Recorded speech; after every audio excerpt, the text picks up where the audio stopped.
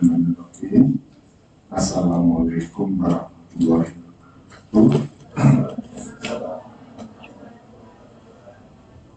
Ini yang ini. Jadi dibagi dua kelas gitu ya. Yang satunya herbal, yang satunya akupunktur ya. Jadi sebenarnya saya harus jujur pada jenengan, saya itu nggak ahli tentang akupunktur ya, jadi nggak mengerti tentang akupunktur ya. Tapi diminta ngajar tentang akupunktur. Jadi kalau dalam klasifikasi WHO ya, itu ada namanya CAM, ya, Complementary Alternative Medicine, ya. Yaitu untuk menampung praktek-praktek kedokteran yang non mainstream, ya. Yang mainstream itu seperti yang kita pelajari bersama gitu ya, dari spesialisasi klinis ya, yang digunakan untuk pengobatan pada pasien, itu yang mainstream ya, ada penyakit dalam, anak, terus kemudian paru, ya, terus masuk ke kedokteran keluarga, berumum ya. Nah ini juga WHO menampung praktek-praktek yang non mainstream tersebut tetapi mempunyai efektivitas dan keamanan ya. Nah itu di dalam namanya complementary alternative medicine ya. Jadi salah satunya herbal, akupunktur, terus kemudian ada kriopraktik gitu ya. Ini jangan pernah nonton di Belanda itu ada yang dikrek-krek gitu ya. Terus kemudian ada yoga, terus kemudian ada nutraceutical ya. Nutraceutical itu zat-zat nutrisi yang ya biasanya dari lokal begitu ya, yang mempunyai manfaat pada kesehatan ya.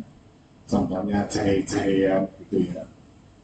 Terus kemudian ya lah ya.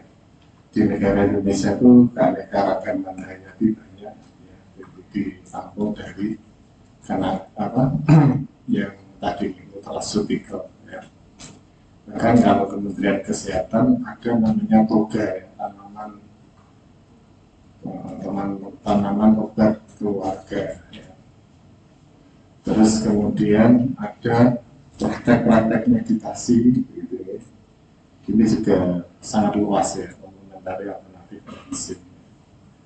Terus kemudian kalau kita melihat studi Green ya, Green studi pada tahun 2000 ya, lama ya, sudah 25 tahun ya, Green studi di Kanada.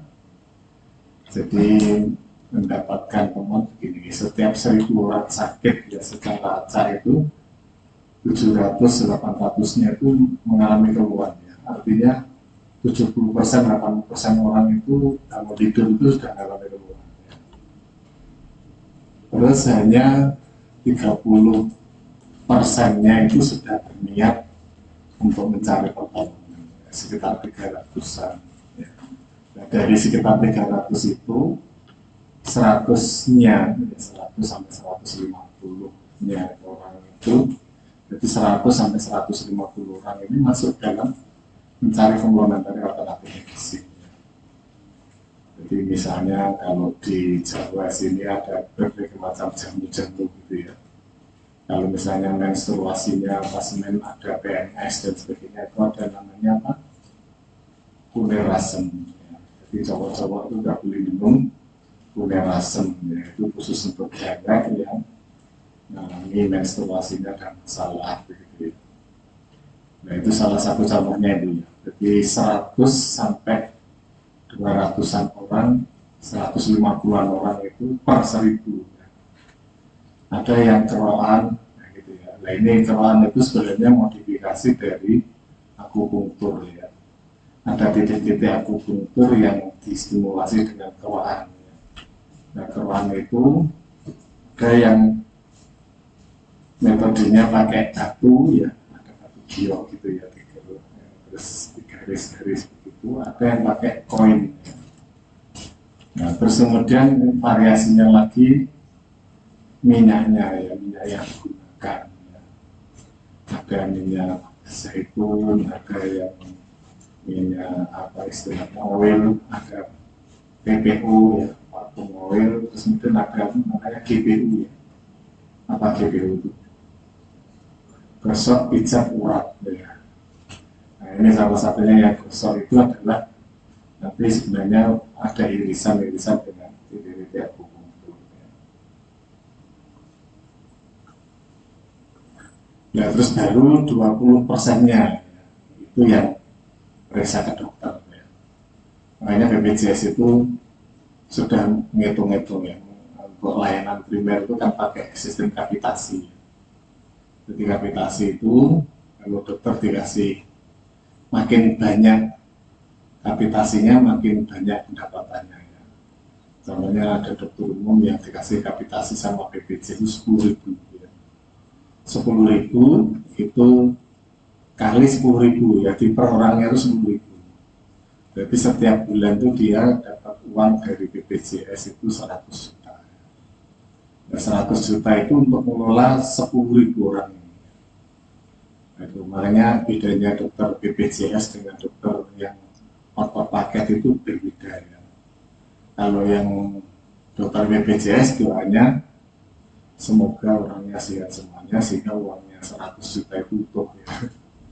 Nah biasanya 100 juta itu biasanya untuk gaji dokternya karena dia tidak mungkin praktek sendiri. Makanya nantinya kalau lulus dokter intensif itu biasanya yang di kayak gini. Prakteknya dokter yang mitranya BPJS, nah itu biasanya untuk gaji dokter itu sekitar 30 juta ya. Nanti terus sebagainya macam-macam akhirnya tinggal ya sekitar katanya ya, itu sekitar jadi limit. Bapaknya Mbak Safira dunia ini ya juga mitra BPJS kayaknya gede itu kapitasinya ya. Itu dokter mitranya BPJS doanya bagus ya, ya Allah mudah-mudahan orangnya sembuh sehat semuanya gitu. Makanya berusaha jangan sampai pasien yang dalam kapitasinya itu sakit. Tapi kalau dokternya mitranya tidak bermitra dengan asuransi, doanya ya Allah muka-muka akeh wong ya.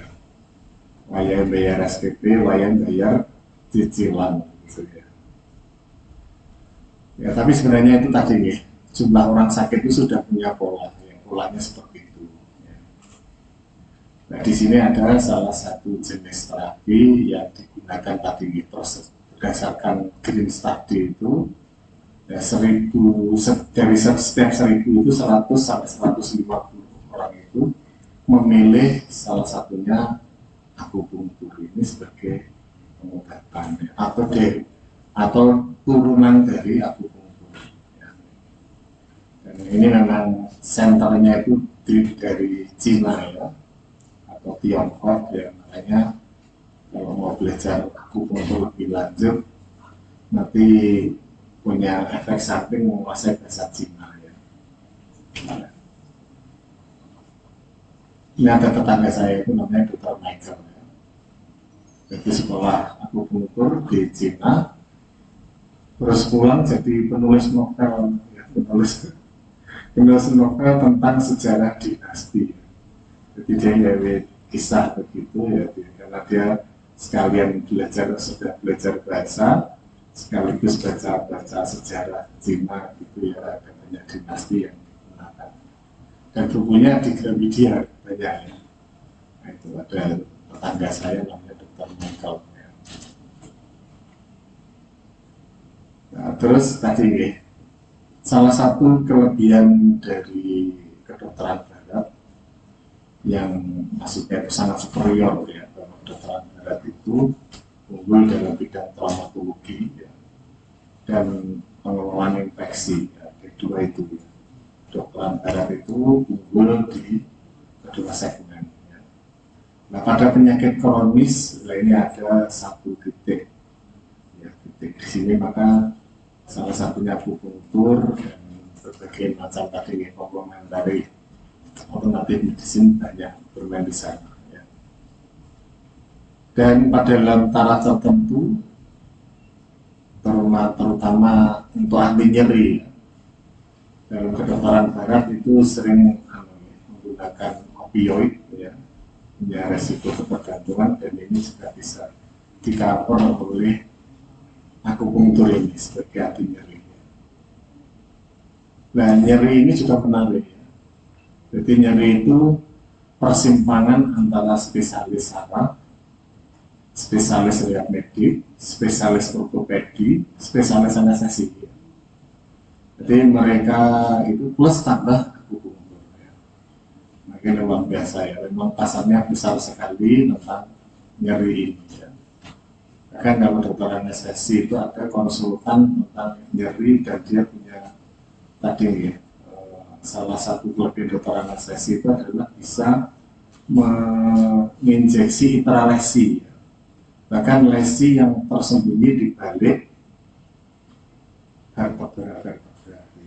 Ini salah satu kelebihannya, ya. Ada di situ, ya, kelebihan dari dokter anestesi ketika main dalam nyeri, ya. Dan ini nyeri ini juga tadi. Terus kemudian mengapa ini yang menarik, ya? Titik-titik akupunktur itu seringkali tidak sesuai dengan anatomi tubuh, gitu, ya. Bahkan titik ginjal itu ada di kaki, terus kemudian titik lambung itu ada di, terus kemudian apa? Titik lambung saya nggak tahu, ya. Terus titik penekan saraf apa? Nafsu makan itu di telinga sini, ya. Ada dokter spesialis akupunktur itu banyak. Jadi ada di titik begini, kemudian stimulasi begitu, rasanya nggak punya nafsu makan, ya. Jadi berkurang banget nafsu makannya. Nah, ini titik akupunktur. Maka berarti ada sistem yang lain. Bahkan ada seorang dokter akupunktur, ya, yang juga spesialis anestesi, dan dalamnya akupunktur, dia menunjukkan, ya, ada titik nyeri yang maksudnya titik untuk penyerapan selain nyeri juga, ya. Itu tidak nyambung sarafnya, gitu. Jadi saraf anatomisnya itu nggak nyambung, tapi ini bisa nyambung. Gitu. Nah, itu ini salah satu temuannya. Ya.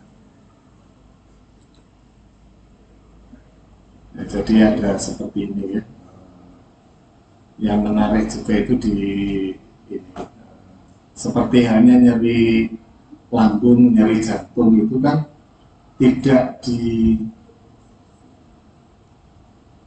saraf apa, lambung dan jantung kan nggak punya saraf nyeri, tapi nyeri yang dibangkitkan dari organ itu malah nyebar ke dada, ke epigastrium, nah gitulah. Ini salah satu dasarnya, ya.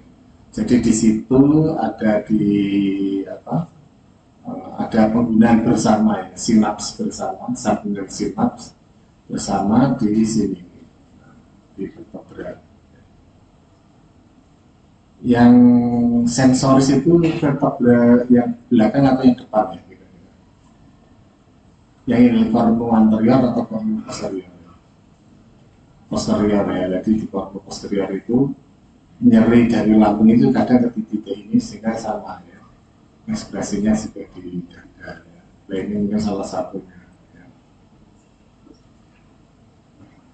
Terus kemudian tadi, ya, pasti teorinya tadi, ya, baik teori tentang olahraga, terus kemudian meditasi, di sini ada endorfin, ya. Ini yang jadi seringkali jadi apa? Mekanisme bersama, ya. Mekanisme bersama adalah beta endorfin, ya. Orang olahraga itu juga bikin antidepresi karena melalui produksi beta endorfin, ya. Endorfin itu singkatan dari endogen, morfin, ya. Jadi morfin yang dihasilkan oleh tubuh kita sendiri sehingga kita bisa menenangkan diri kita sendiri, ya. Itu namanya beta endorfin, ya. Dan ini tidak bikin kecanduan, ya, karena yang memproduksi tubuh kita sendiri, ya. Sementara endorfin morfin yang dimasukkan dari luar itu kan berkompetisi dengan reseptor ini, sehingga akhirnya ketika didominasi oleh reseptor itu, sehingga tadi guys dia akan ketergantungan zat dari luar tersebut. Seperti hanya nikotin itu juga ada reseptor ya, sampai ada yang kecanduan psikologis ya, karena tadi sudah fisik ya, kalau sudah fisik itu berarti sudah reseptornya itu sudah sangat tergantung pada nikotin yang dari luar. Nah ini ya salah satu keunggulan, salah satu celah akupunktur adalah di nyeri kronis ya. Dan akupunktur ini akan berdiri, sepertinya seingat saya itu sudah menjadi spesialis tersendiri di bawah Kolegium Dokter Indonesia. Jadi ada kolegium spesialis akupunktur ya, berada di bawah ID ya. Ini ya, nyeri ini luar biasa ya, pasarnya luar biasa ya. Dan disinilah akupunktur itu punya peran yang luar biasa ya. Jadi tadi yang secara sederhana itu seperti ini, tradisionalnya itu cuma kayaknya sudah diajarkan ya, saya nggak nambahin ya. Jadi ada murni jarum saja yang ditusukkan ya, kemudian distimulasi, kadang di putar-putar begitu nih. Terus kemudian ada yang dikasih dengan elektrik ya, elektrik akupunktur. Terus kemudian ada yang tadi transkutaneal ya, jadi dipakai ini yang mungkin nggak melukai ya.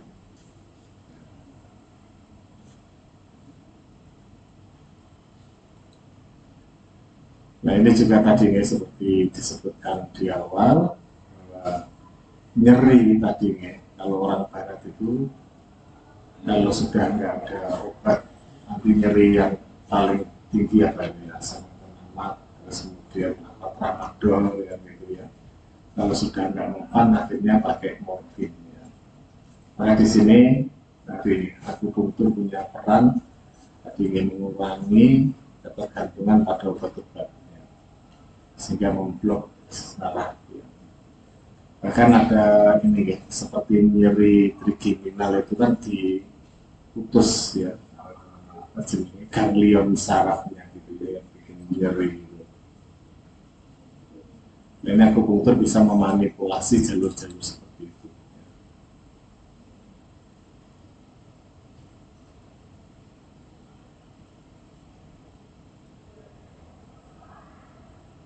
Ini ada macam-macam ya, saya terus terang nggak paham.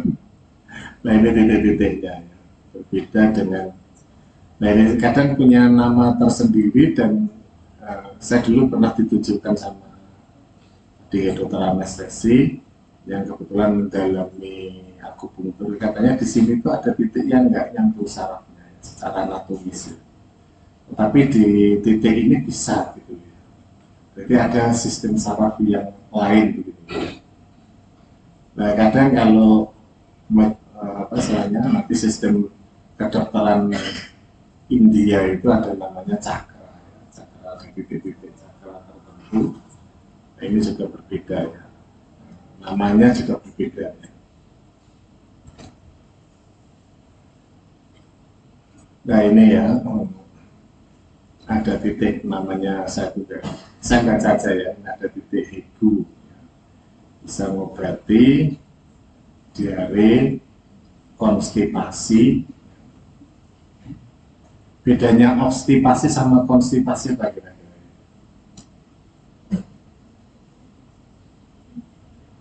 Sama-sama sembelit itu ya bahasa Indonesianya, tapi ada konstipasi sama obstipasi. Kalau konstipasi itu karena kebiasaan, jadi membiasakan jam kebiasaannya ya, buang air besar jam 8 pagi, terpaksa ada bepergian jam 6 pagi diminta buang air besar, nah, itu nggak bisa, itu namanya itu konstipasi. Tapi kalau obstipasi karena diet makan seratnya kurang, sehingga akhirnya terjadi kayak semacam sembelit itu ya, karena tadi bulbnya itu nggak gede gitu ya, sehingga kurang mensimulasi rektumnya sehingga untuk keluar ya, sehingga nunggu lama ya. Keluarnya keras ngedeni banget. Terus ini ada, nah, ini kalau bedanya dengan herbal, jahe-jahean itu diandalkan untuk ini tadi, mual, terus pusing, vertigo gitu ya. Nah, ini ada titik-titik tertentu yang di sini dikaitkan dengan gejala diare. Ya. Kalau kita lihat titiknya ini ya, 6 cm di bawah patella ya. Katanya nggak nyambung gitu ya. Ya. Terus kemudian satu jari lateral dari bagian batas antar dari tibia. Ini untuk diare. Bloating ya, bloating itu ngantukan kayaknya ya, entah kentut gitu ya. Masalah kentut itu juga jadi ada kurva normalnya begitu ya. Ada orang yang kentutnya sedikit, ada yang rata-rata gitu ya. Ada yang logore ya, kentutnya itu banyak gitu. Itu ada teman saya itu satu kos itu termasuk golongan logire ya. Namanya Bambang. Sekarang nggak ada ya, satu angkatan namanya Bambang nggak ada ya. Nah, itu panggilannya Simba ya. Mbah, ngentot mbah, pret gitu. Masa sewaktu-waktu di bintang itu tuh bisa ya. Ngentot lagi mbah, pret gitu. Nah, pengen itu, pret gitu ya. Nah ini ya, floating. Ini itu. Mungkin jangan-jangan menutupi suara kentut ya. Yang boleh itu teman saya SMP itu ya, menutupi suara kentut dengan cara gitu ya, bunyi gitu ya. Ternyata nggak kompak ya. Ternyata suara kentutnya panjang. Oh, pas ujian. Itu sampai sekarang jadi misteri buat saya. Itu siapa yang ketut pada saat ujian matematika ya. Ya, terus kemudian ini ya, jadi abdomen. Ya, kalau kita lihat itu kan ya, jadi saya nggak ngerti ini, to the belly button ya. Terus kemudian nih, kalau kita lihat anatominya memang berbeda begitu ya. 1,5 cm dari GV. GV itu ini ya. GV itu, nah itu saya nggak ngerti ini ya. Ini saya nggak lupa semuanya. Kalau kita lihat ini ya, ada tadi ya, berbagai macam daftar penyakit ya. Diare, stomach, ya, stomach aches, ya, reflux, nausea, cegun ya. Cegun ini juga ya, pernah ada pasien itu sampai berapa bulan cegun tuh sih, belum menemukan. Mungkin ini salah satu alternatifnya dengan pengobatan akupunktur. Nah, ini hemoroid seperti itu. Terus kemudian darah dalam apa istilahnya, kotoran, ya. Terus kemudian kolitis dan sebagainya. Nah, ini mekanismenya seperti ini ya. Nanti ada kaitannya dengan tadi pendekatan komplementer alternatif, yaitu adanya gut brain imun system ya. Jadi antara usus terus kemudian otak dan sistem imun ada komunikasi. Nah ini ya, makanya ada mikrobiota tadi. Jadi akupunktur itu juga mempengaruhi mikrobiota ya.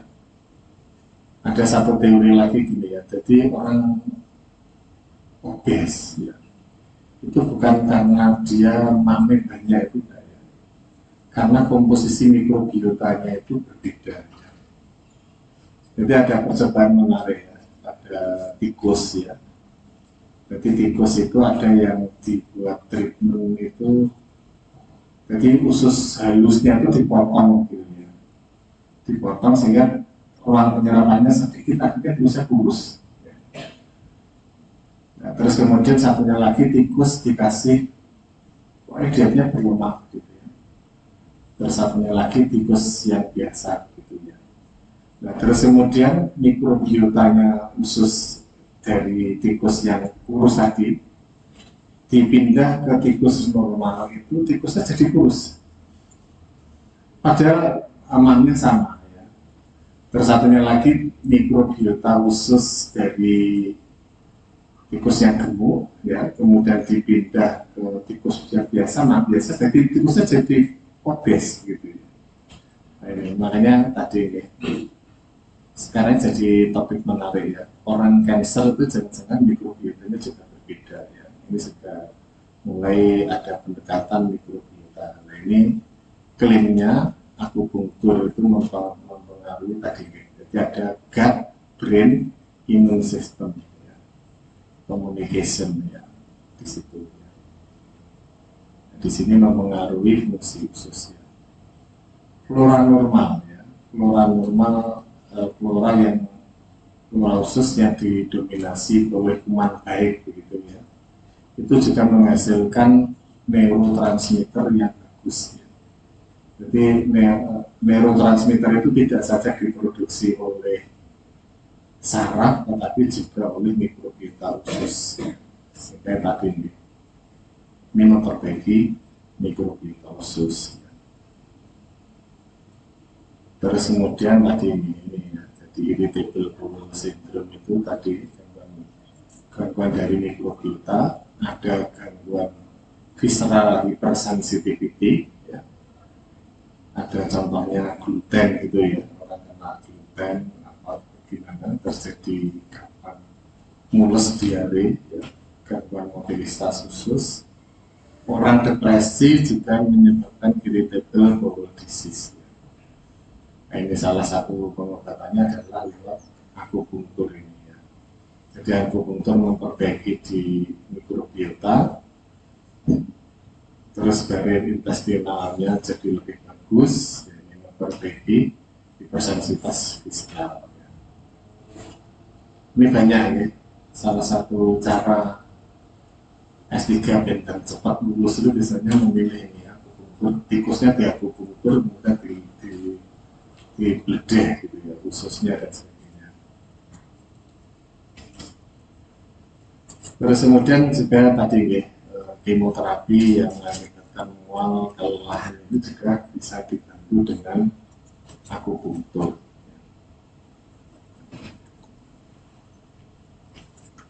Ini ya berbagai macam teorinya ya. Ada ganglion. Kalau ini bahasa Latinnya enggak, dorsal root ganglia itu bahasa Inggris, bahasa Latinnya apa? Ganglion, root itu apa? Apa? Ya, saya lupa. Ya jadi titiknya di sini. Gitu. Nah ini juga masih misterinya ya. Makanya sekarang artificial intelligence itu ada yang namanya deep learning, ada machine learning ya. Dia ada 3 titik untuk mikir gitu loh ya. Nah ini ganglion itu diduga seperti itu ya. Dia menyerap berbagai macam sensoris, kemudian dia akan mengolah sedemikian rupa sehingga akhirnya dilaporkan ke atasnya itu dengan sinyal yang berbeda. Ya. Nah di sini dia tadi dorsal root ganglion itu bisa tadi lewat jalur spinal simpatis. Ya.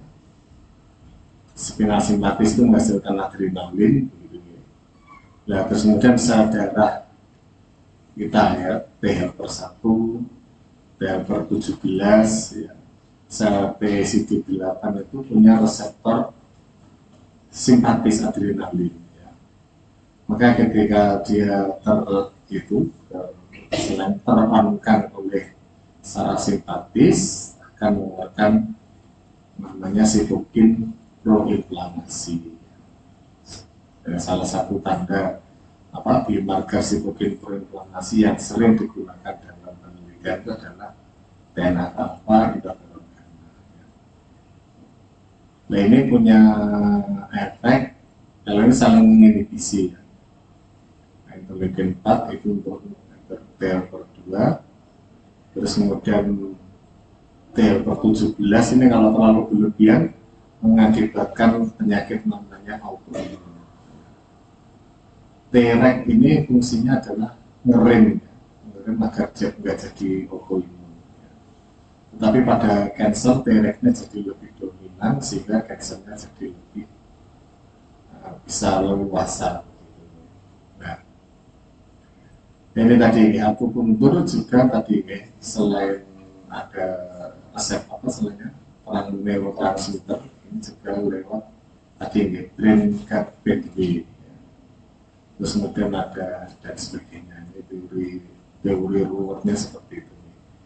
Ini sel imun adaptif, ini sel imun alamiah ya. Artinya defaultnya sel imun kita itu seperti ini ya. Makrofag itu kalau ketemu ambon-ambonan bakteri ya, istilahnya namanya molekuler pattern ya, tertentu dari bakteri dia akan rangsang ya. Seperti hanya kucing, kalau bukan kucing liar ya, bukan kucing rumahan ya, ketemu tikus langsung pengen ngejar, atau tikus atau kucing yang seleranya pindang gitu ya, mampu pindang secara default itu langsung dia mengendus. Ini makrofag juga sama ya. Makrofag itu kalau di dalam jaringan, di dalam jaringan, kalau dia di sel otak namanya mikroglia. Nah, kalau terlalu besar ini mikroglia itu menyebabkan percepatan sel apa sebenarnya sinaptik pruning ya, pemangkasan sinap, sehingga akhirnya orangnya jadi lebih cepat demensianya. Nah ini teori-teorinya ya. Terus kemudian tadi ini stimulasi lewat jalur tadi ATP ya, banyak mekanismenya.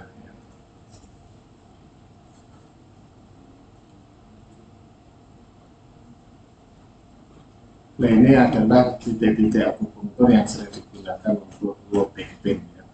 Low back pain ini juga kasus yang paling sering ya, terutama di daerah-daerah agraris yang nanti pas musim panen, pas musim tanam, nah itu banyak keluar low back pain ya.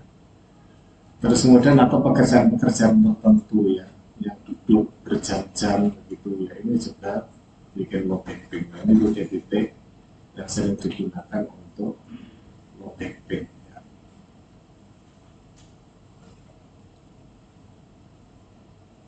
Nah ini mekanismenya ya. Termasuk tadi ya, ada penelitian tentang keroan ya. Itu dosen saya dulu di UNS namanya Profesor Didi Tantomo ya. Jadi orang keroan itu terus kemudian dibiopsi kulitnya ya. Yang di biopsi itu kulitnya sendiri ya, dia habis keroan terus di biopsi begitu ya. Nah, terus kemudian tadi ya seperti ini ya, rata-rata yang dievaluasi adalah ini sitokin proinflamasi, TNF-alpha gitu, interferon gamma, terus ini kemoatratan ya, zat peradang yang memicu kemoatratan ya, dan sebagainya. Ini penelitian-penelitiannya seperti ini. Ini kalau jenengan nanti sekolah lanjut biasanya sudah jadi familiar dengan zat-zat ini. Termasuk saya dulu S3 ya, saya salah satu sitokin yang saya periksa itu ya interferon gamma, terus kemudian TGF beta, interleukin 10 gitu ya. Padahal saya intervensinya manajemen stres ya, dengan membaca analisa tidur tentang itu. Terus ini titik-titik akupunktur yang tadi memang, makanya sekarang dokter spesialis yang lagi naik daun yang relatif sedikit kerjanya itu adalah area medik ya. Kalau dokter ortopedi katanya ya, itu bisa sampai 200 juta ya, kalau dokter medik itu bisa sampai 100 juta ya per bulan. Ada dokter ortopedi medik yang memberikan instruksi kepada ini dokter kepada fisioterapi, kepada akupasi terapi begitu. Ini bikin cemburu para spesialis yang lain katanya. Ini isu-isu yang terakhir ya. Termasuk pasien stroke ini ya. Istilahnya berapa hitnya dokter rehabilitasi itu kan sering. Pasien stroke itu minimal seminggu sekali harus ketemu sama dokter rehabilitasi. Terus kemudian ini dia ngasih istilahnya mengobservasi, terus kemudian memberikan diagnosis, terus kemudian yang intervensinya tadi kemudian mau refer kepada fisioterapi, kepada okupasi terapi dan sebagainya, termasuk speech terapi gitu ya. Nah ini salah satunya. Kalau jangan nanti pas stase di saraf, terus kemudian rehabilitasi kayaknya nggak ada deh stase, tapi sudah jadi pas di stase saraf ketemu pasien stroke, ini juga ketemu nanti pasien-pasien habis trauma ortopedi, ya itu juga ketemu rehabilitasi. Ya. Jadi dokter bedahnya itu hanya sekali struk, ya, dan dari balung gitu, habis itu lebih rutin ketemu dokter rehabilitasi. Ya. Ini salah satunya ini banyak banget ya. Jadi di ortopedi, di rumah sakit itu dokter banyak dokter cerita ini layanan nyerinya pasien itu kurang, layanan nyeri buat pasien itu kurang. Makanya tadi aku puntur itu punya nilai lebihnya itu di sini, nilai lebih untuk praktek itu di sini ya, dalam mengatasi nyeri ya, termasuk juga tadi rehabilitasi. Nah sekarang ada intervensi baru namanya stem cell ya. Nah ini juga lagi tumbuh ya. Jadi stem cell-nya itu bukan selnya yang dimasukkan, ya, sel punca yang dimasukkan, tapi growth factor. Ini sebenarnya jangan nanti kalau mau sekolah lanjut lagi sambil ngisi waktu begitu, ngambil S2 biomedik yang ada stem cell-nya. Itu ada di Seragen, daerah Gembolongnya, rumahnya Seragen Gembolong ada dari sini. Sama? Mas Aska ada. Oh ikut herbal. Ya. Itu ada dokter Omi ya, dia spesialis, bukan spesialis betul mau sekolah biomedik, terus kemudian sekarang lagi S3 biomedik juga. Tapi dalam stem cell di rumahnya itu sudah ada laboratorium untuk kultur sel ya. Jadi kultur sel, terus kemudian ada gensetnya begitu. Gitu. Nah itu bahannya itu dari sekreatum. Produknya namanya sekreatum, bahannya itu dari jelly warton. Yang asisten anatomi jelly warton itu di mana? Jelly warton. Di tali pusatnya ya, di talinya ya, bukan di plasentanya ya. Di tali pusatnya. Nah itu bagiannya itu cuma diambil sedikit gitu. Diambil sel jelly wartonnya, kemudian itu dikultur. Nah dikultur menghasilkan namanya sekreatum ya. Sekreatum itu ada di kelas saya S3 itu, ya, pas saya ikut ujian terbuka sama ujian seminar proposal itu. Dia mengandung 300 macam growth factor embrional ya. Nah, growth factor embrional itu akan menjadi semacam pupuk ya, pupuk bagi mesenchymal stem cell ya. Jadi mesenchymal stem cell itu termasuk di otak ya. Dia akan menggantikan sel otak yang mengalami lumpuh tadi ya. Dan ini heboh ya. Sekarang banyak ya dokter yang praktek itu, makanya ini jadi era disruption ya. era disruption stem cell itu yang akhirnya yang megang siapa gitu. Dalam kenyataannya itu yang megang dokter umum, lebih banyak dokter kulitnya. Kalau yang saya tahu di Solo itu dokter Indah itu spesialis kulit. Terus kemudian PHT itu kayaknya sudah mulai masuk juga stem cell. Di Semarang juga ada dokter kulit yang dalam itu sekali injeksi itu, termasuk almarhum bapak saya itu kan pernah nyoba itu ya. Itu satu paket itu kalau ada perkembangannya itu bisa sampai 10 kali sekali injeksi itu. Karena saya bapaknya anaknya dokter itu, jadi dapat diskon dulu 8 juta sekali injeksi ya, 1 cc ya. Nah sekarang mungkin sudah 10 sampai 15 ya. Termasuk pejabat rektorat ini ada yang sudah pasang-pasang pakai krim gitu ya, pakai stem cell, pakai sekreatum itu, terus bukan ringnya nggak dilepas, tapi ada bagian tubuh lain yang pas di CT scan itu ada defeknya. Saya nggak ngerti, nggak paham ya. Soalnya yang cerita dulu gitu, dia sampai 6 seri 6 kali injeksi itu sudah nggak ada itu defeknya. Nah ini makanya yang hasilnya era disruption itu stroke dan pencegahannya itu milihnya siapa gitu. Termasuk mantan Menteri Kesehatan namanya Pak Terawan ya, Dr. Terawan. Itu kan bidang radiologi menginjeksi ya ada sendiri ya. Namanya dia nyebut cuci otak ya, sehingga pencegahan stroke-nya itu lebih bagus itu. Dan banyak tentara, banyak pejabat yang merasakan manfaatnya. Nah ini dokter sarafnya tersinggung ya, akhirnya Pak Terawan itu dikeluarkan dari uji. Makanya sekarang Menteri Kesehatannya dirancang bukan dokter itu biar nggak dihukum gitu. Itu kalau seandainya dia dokter membekukan prodi spesialis anestesi undip itu mungkin sudah dicopot itu.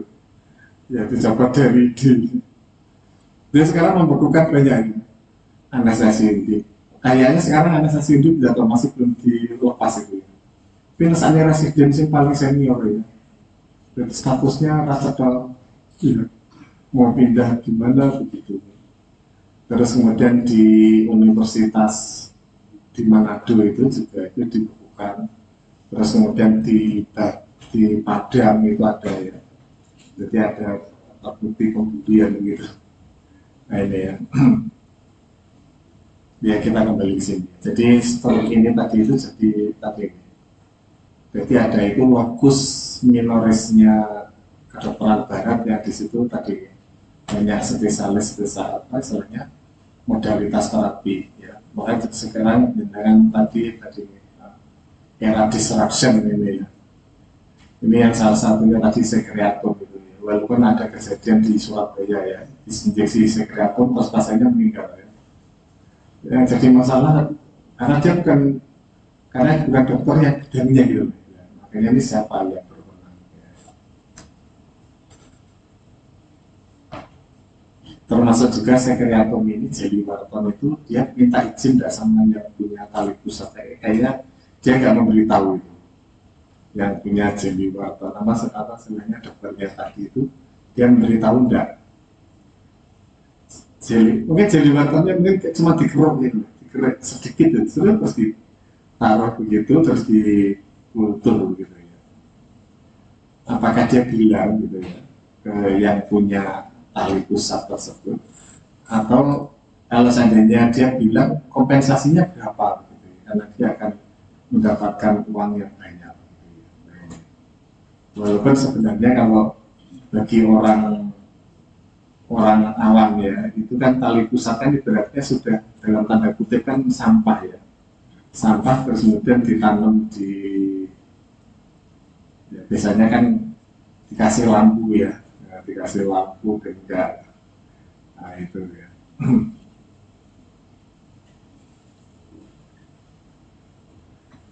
Nah ini ya, jadi ada yang mengklaim seperti ini. Jadi dia memicu semacam pertumbuhan akson ya.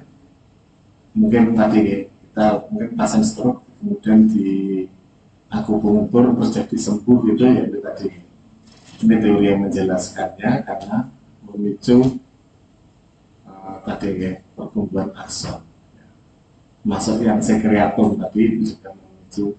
Bahkan yang heboh tentang sekreatum itu ada orang diabetes ya, diinjeksi sekreatum itu sembuh diabetesnya, terus nggak pakai obat. Jadi insulinnya itu sudah normal kembali. Gitu ya. Makanya terus bisa digunakan, wah ini bisa untuk band awet muda ya, kayak Tom Cruise itu.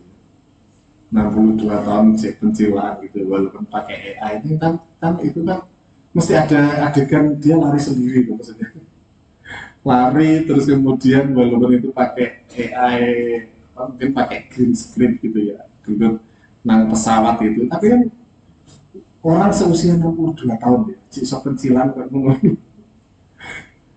tahun lah ya. Suaminya dokter Flora itu kan 61 ya. Pak Direktur Rumah Sakit Ortopedi. Pak Rektor kita itu usianya 60, ya sekitar segitu lah, ya, 62. Bayangin itu sebanyak segitu Tom Cruise itu ya. Nah, itu ya. Makanya mas, itu kalau pengen awet muda gitu ya, Tom Cruise itu besok 62 tahun ya. Bahkan ada lagi yang bintangnya Rambo itu umur 72 tahun itu masih ya, masih main action berantem gitu ya. Nah, ini ya, jadi adanya tadi stem cell ya, mesensimal, terutama yang jadi menarik adalah mesensimal stem cell ya. Bahkan yang adik kelas saya S3 tadi itu dia untuk model tikus yang mengalami rheumatoid arthritis ya, diinjeksi dengan sekreatum ya. Ini mekanismenya ya, jadi rata-rata tadi ini yang menarik itu adalah tadi bisa menstimulasi produksi akson ya.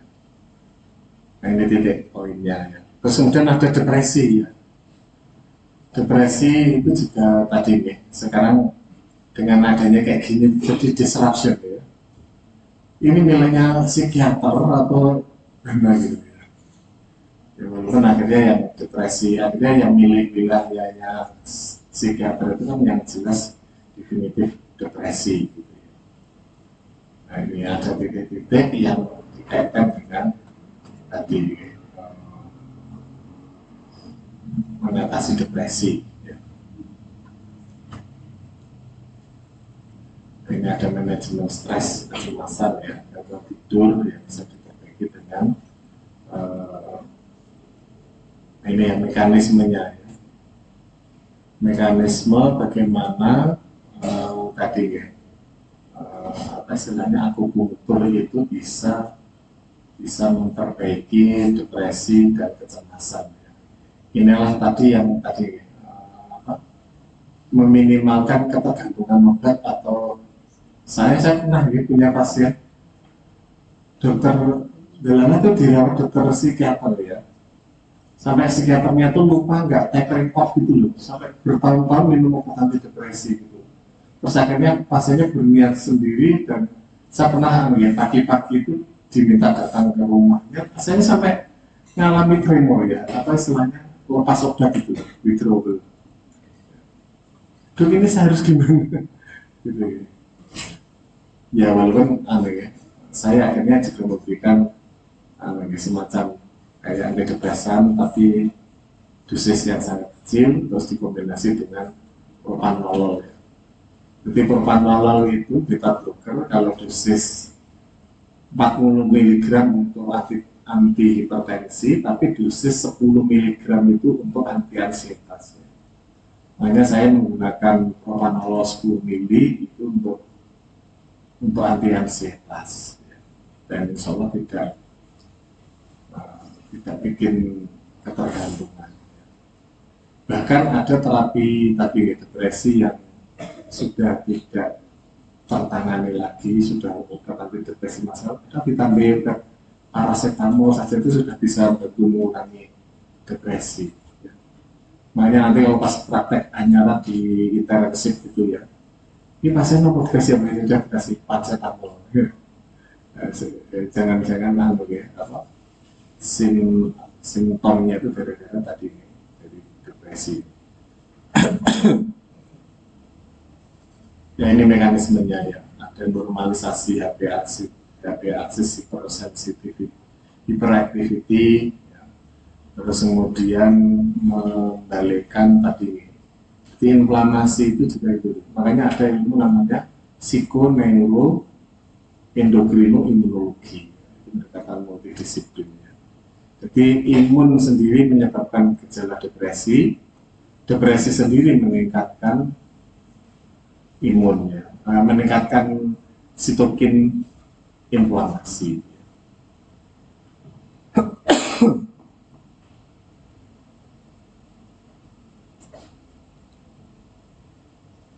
Ini tadi sudah disinggung ya tentang irritable bowel syndrome.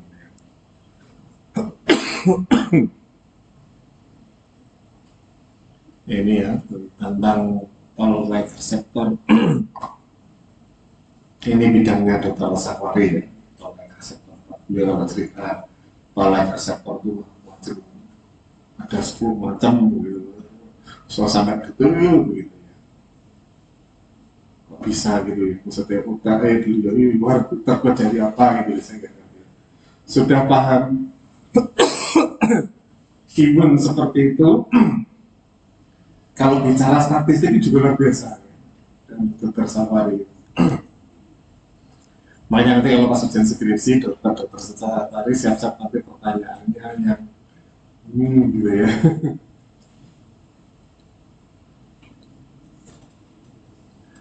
Nah ini ya, jadi akupunktur bisa tadi mekanismenya banyak seperti ini.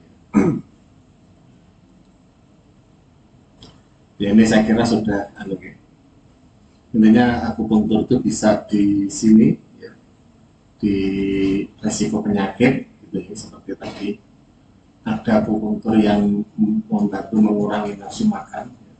Sebenarnya di tanah air kita sendiri ada mirip-mirip akupunktur, yaitu totok gitu ya, terapi totok itu ya, hampir mirip sama dengan akupunktur ya.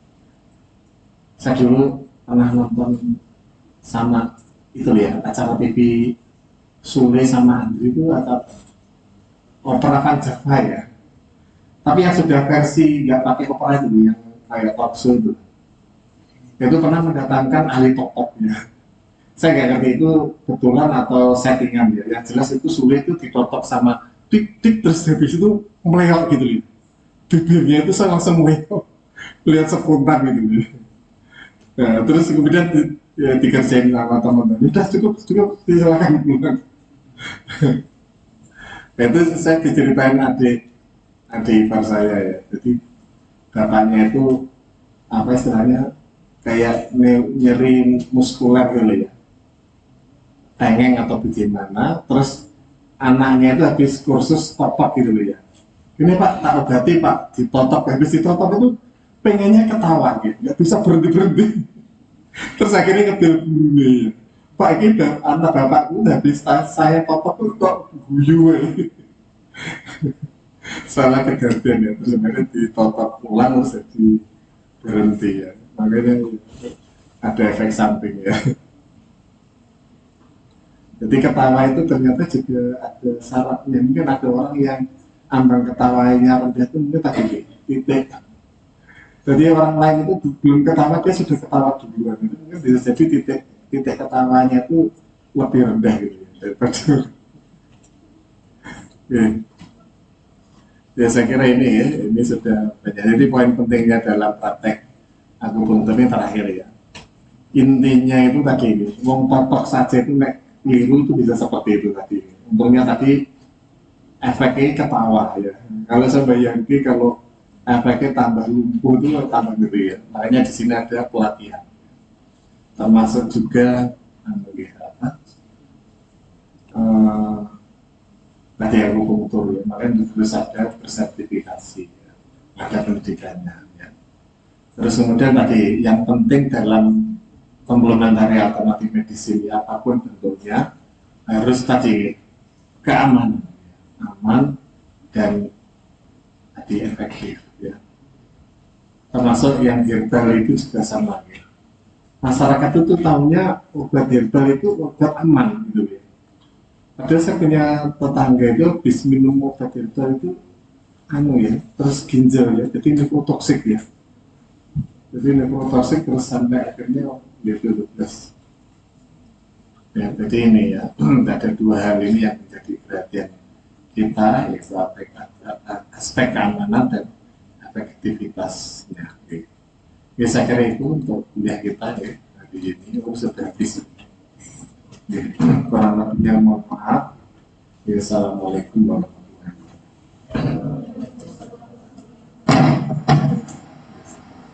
Ini memang nggak bisa dipilih.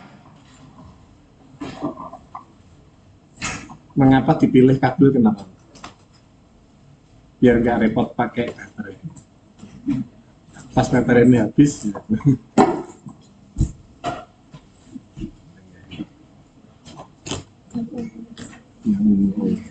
Ini mbak sini salsa pipa ya. Saya mbak Satna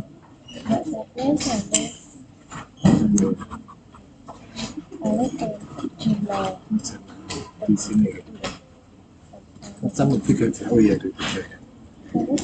3 aja, 3 kelas maksudnya. Kan satu kelas itu 40. Kalau 90 kan 3 kelas. Itu apa urusannya saya? Oke.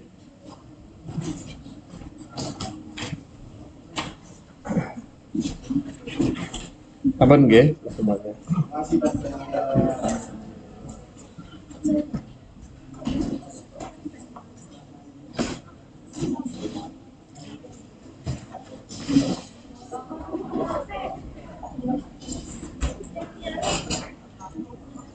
Yang belum berakhir.